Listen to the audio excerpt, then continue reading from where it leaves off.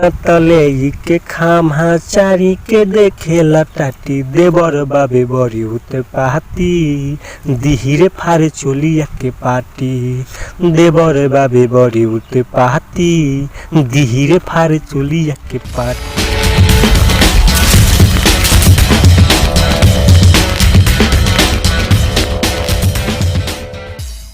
नमस्ते नमस्कार, आप सभी का स्वागत है लिरिक्स मिंटू राज मुरली चैनल में। अपन तबार बाहर में सैया मेहरी के दुख तनी जानी हमरो जवानी के पानी सुन पिए के खोजे दूध खानी करिले माना ले के खामा चारी के देखेला टाटी देवर बाबे बड़ी उते पाती धीरे फारे चोलिया के पाटी देवर बाबे बड़ी उते पाती धीरे फारे चोलिया के पाटी।